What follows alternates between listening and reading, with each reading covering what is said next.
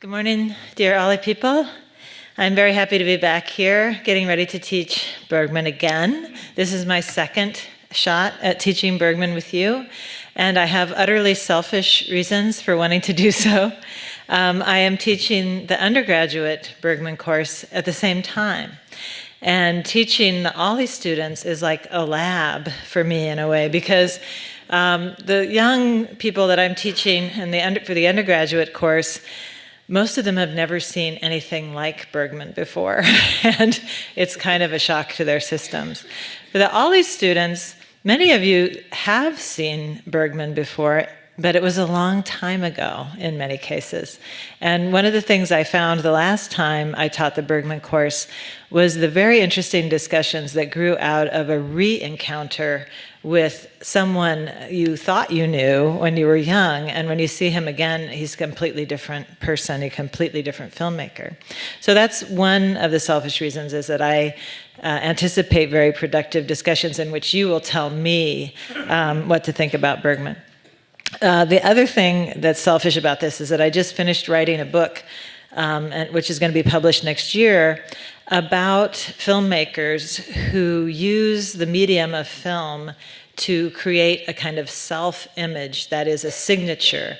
And many people would say that they could be able to identify what it means to be a Bergman film. For some people, that means they wouldn't want to see it. And they will definitely not go, but hopefully that's not most of you.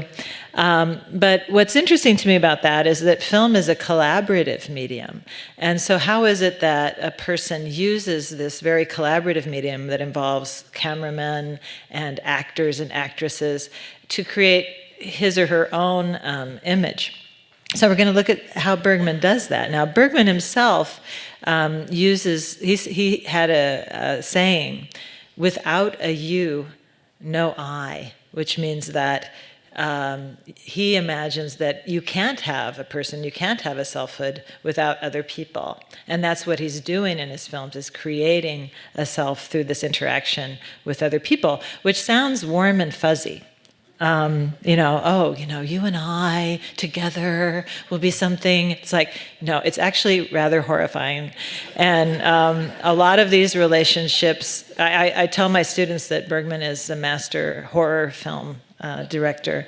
And some of the films we see, like Cries and Whispers, where someone comes back from the dead, or Hour of the Wolf, in which a man kills a child, or any of these other kinds of things that Bergman likes to have in his films, offer us an image of intimacy that is sometimes a little scary. So if you think that you're strong enough and brave enough, I'll be very happy to see you at the second run of Bergman, and we're going to have all new films. So if you took it the last time, you could take it again, because there will be all different films and new conversations. So I welcome any of you who is brave enough to come. Great. Thank you, Linda.